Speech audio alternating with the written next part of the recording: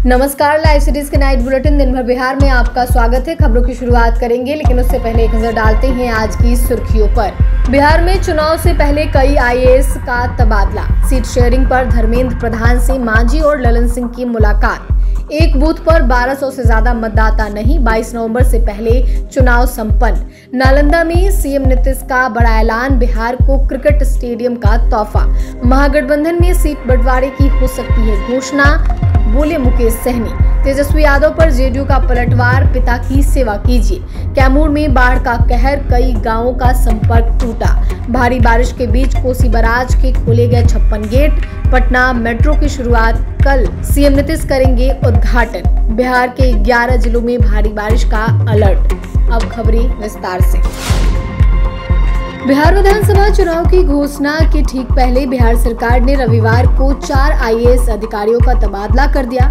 सामान्य प्रशासन विभाग ने इसकी अधिसूचना जारी की। आदेश के अनुसार कई जिलों के वरिष्ठ पदाधिकारियों को नए पदों की जिम्मेदारी दी गई है। इसके तहत अनिल चौधरी नगर आयुक्त मधुबनी नगर निगम मधुबनी से हस्तांतरित कर विशेष सचिव गृह विभाग बिहार पटना के पद पर पदस्थापित किए गए हैं। वहीं उपेंद्र प्रसाद को बंदोबस्त पदाधिकारी जहानाबाद से हस्तांतरित कर अपर सचिव सामान्य प्रशासन विभाग बिहार पटना के पद पर नियुक्त किए गए हैं। साथ ही संजय कुमार अपर सचिव सामान्य प्रशासन विभाग बिहार पटना बने रहेंगे। साथ ही उन्हें मुख्य महाप्रबंधक बिहार विकास मिशन मंत्रिमंडल सचिवालय विभाग का अतिरिक्त प्रभार सौंपा गया है। बिहार में विधानसभा चुनाव की तारीखों का ऐलान कभी भी हो सकता है। उससे पहले एनडीए ने सीट बंटवारे और उम्मीदवार चयन की प्रक्रिया को अंतिम रूप देने की कवायद तेज कर दी है। रविवार को बिहार चुनाव प्रभारी धर्मेंद्र प्रधान ने पटना में जेडीयू नेता व केंद्रीय मंत्री ललन सिंह से मुलाकात की। इसके बाद वे केंद्रीय मंत्री जीतन राम मांझी के आवास पहुंचे, जहां उप मुख्यमंत्री सम्राट चौधरी और भाजपा के बिहार प्रभारी विनोद तावरे भी उनके साथ थे।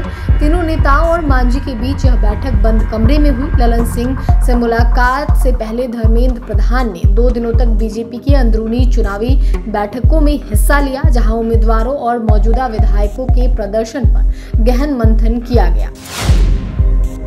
बिहार चुनाव की तैयारी पर चुनाव आयोग ने प्रेस वार्ता की। सीईसी ज्ञानेश कुमार ने कहा कि बिहार में एसआईआर की प्रक्रिया पूरी तरह सफल रही।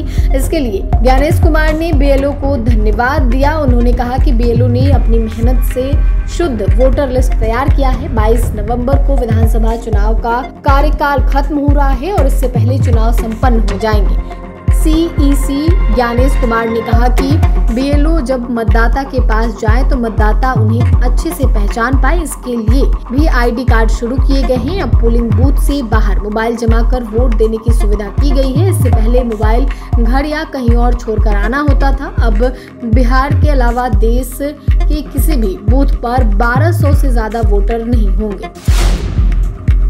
बिहार में विधानसभा चुनाव से सीएम नीतीश कुमार लगातार जनसभा कर रहे हैं। इसी कड़ी में वह नालंदा जिले के हिलसा के राम बाबू उच्च माध्यमिक विद्यालय के मैदान में जनसंवाद कार्यक्रम में जनता को संबोधित किया। मुख्यमंत्री नीतीश कुमार ने कार्यक्रम का शुभारंभ करते हुए कहा कि पहले की सरकार ने कोई काम नहीं किया था। हम लोगों ने 24 नवंबर 2005 को सरकार बनने के बाद से बिहार के विकास के लिए लगे हुए हैं। सभी क्षेत्र में न्याय के साथ विकास का कार्य हो रहा है। शिक्षा, सड़क, स्वास्थ्य, 7 निश्चय, हर घर शौचालय। उन्होंने कहा कि 2020 में 7 विषय योजना का शुभारंभ किया। 10 लाख युवाओं को नौकरी दिया गया और 10 लाख रोजगार की संख्या बढ़ाई और अब 40 लाख लोगों को रोजगार दिया गया है। इस तरह से अब तक 50 लाख युवाओं को रोजगार एवं नौकरी दे चुके हैं। साथ ही मुख्यमंत्री नीतीश कुमार ने राजगीर क्रिकेट स्टेडियम का उद्घाटन किया। मुकेश सहनी महागठबंधन में सीट बंटवारे पर मीडिया से बात करते हुए कहा कि अंतिम दौर की बातचीत चल रही है और कभी भी सीटों का ऐलान किया जा सकता है। उन्होंने कहा कि महागठबंधन में सभी चीजें सही दिशा में जा रही हैं। आज शाम को भी हमारे नेताओं के बीच बैठक प्रस्तावित है। मुकेश सहनी ने चुनाव आयोग की भूमिका पर भी सवाल उठाते हुए कहा कि आयोग को निष्पक्षता बरतनी चाहिए, लेकिन वर्तमान में इसकी उम्मीद कम है। बाबा साहब भीमराव अंबेडकर का हवाला देते हुए सहनी ने कहा कि संविधान में जनता को मालिक माना गया है और नेता उसी जनता के सेवक होते हैं। 5 साल बाद जनता समीक्षा करती है। जो सरकार संविधान को नहीं मानती उसे बिहार की जनता उखाड़ फेंकेगी। नीरज कुमार ने एक बड़ा बयान जारी किया है।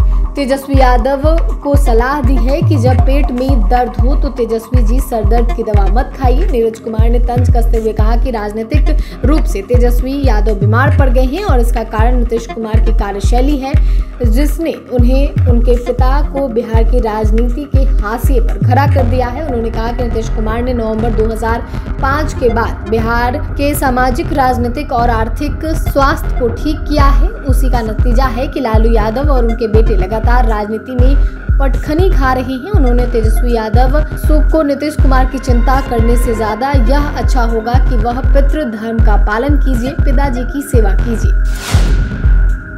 बिहार और उत्तर प्रदेश को जोड़ने वाला दुर्गावती ककरैत मुख्य मार्ग एक बार फिर कर्मनाशा और दुर्गावती नदियों के उफान में पूरी तरीके से डूब गया है। लगातार 48 घंटे की बारिश और बांधों से छोड़े गए पानी ने क्षेत्र में बाढ़ जैसे हालात पैदा कर दिए हैं। दुर्गावती थाना क्षेत्र के अंतर्गत आने वाले इस मार्ग पर 2.5 से 3 फीट तक पानी बह रहा है, जिसके कारण आवागमन पूरी तरीके से बंद हो गया है। सुरक्षा की दृष्टि से डायल 112 की पुलिस मौके पर तैनात है और राहगीरों को वैकल्पिक रास्तों से जाने का सलाह दिया जा रहा है। वहीं आपको बता दें तो प्रखंड के कई गांवों से संपर्क कट गया है। चैनपुर प्रखंड के बढ़ौना पंचायत की सड़क बीच से टूट गई है, जिससे आवागमन प्रभावित हुआ है। बाढ़ का पानी कई स्कूलों और घरों में भी घुस गया है। बिहार में बारिश का रौद्र रूप देखने को मिल रहा है। राज्य के लगभग सभी जिलों में 24 घंटे से लगातार हो रही मूसलाधार बारिश से जनजीवन अस्त व्यस्त हो गया है। इसके साथ ही नेपाल के तराई इलाके में हो रही तेज बारिश के बाद कोसी नदी में भी बाढ़ आने की आशंका बढ़ गई है। बाढ़ की आशंका को देखते हुए कोसी बराज के 56 में से 50 गेट खोल दिए गए हैं। वहीं बारिश के इस कदर कहर मचाया है कि राज्य में लगभग 10 लोगों की मौत हो चुकी है। साथ ही हजारों एकड़ में धान और खरीफ की फसलें बर्बाद हो गई है। शुक्रवार की रात से हो रही तेज बारिश जनजीवन को पूरी तरीके से प्रभावित कर दिया है। राज्य के कई जिलों के गांव पानी में डूब गए हैं। सड़कों पर जगह जगह जलजमाव के कारण आवागमन ठप हो गया है। पटना मेट्रो का इंतजार अब खत्म होने वाला है। कल मुख्यमंत्री नीतीश कुमार इसका उद्घाटन करेंगे। पहले चरण में 4.3 किलोमीटर लंबे रूट से इसकी शुरुआत हो रही है, जिससे 3 स्टेशन ISBT, 0 माइल और भूतनाथ शामिल है। पटना मेट्रो रेल कॉर्पोरेशन ने इसकी तैयारी जोरों शोरों से शुरू कर दी है। इसके साथ ही मुख्यमंत्री मेट्रो कॉरिडोर 1 के पटना जंक्शन सहित 6 भूमिगत स्टेशन और 9.35 किलोमीटर लंबे टनल का शिलान्यास करेंगे। पटना मेट्रो का पहला ट्रायल रन 3 सितंबर को हुआ था। डिपो के अंदर 800 मीटर के ट्रैक पर ट्रेन को दोहराया गया। इसके बाद 7 सितंबर को 3 कोच वाली मेट्रो के डिपो से निकलकर ISBT स्टेशन से भूतनाथ स्टेशन तक का सफर एलिवेटेड ट्रैक पर तय किया गया। बिहार के 11 जिलों में मौसम विभाग ने भारी बारिश को लेकर अलर्ट जारी किया है, जबकि कई जिलों में गरज और तेज हवा के साथ बारिश की संभावना है। मौसम विभाग के अनुसार पटना में भी बादल छाए रहेंगे। शनिवार की सुबह से ही पटना और आसपास के कई क्षेत्रों में रुक रुक कर बारिश हो रही है। बारिश से जनजीवन काफी अस्त व्यस्त हो गया है। मौसम विभाग के अनुसार पटना में रविवार को 1 या 2 स्थानों पर गरज के साथ बारिश और तेज हवा चलने का पूर्वानुमान जारी किया गया है। विभाग का कहना है कि बिहार में 7 अक्टूबर तक बारिश होगी। मानसून की विदाई से पहले यह अंतिम बारिश नहीं है। एक और बार बिहार में झमाझम बारिश होगी। इसके साथ ही बिहार में गुलाबी ठंड दस्तक देगा। पटना में शनिवार को हुई बारिश के बाद कई सड़कों और निचले इलाकों में जलजमाव जैसी स्थिति उत्पन्न हो गई है।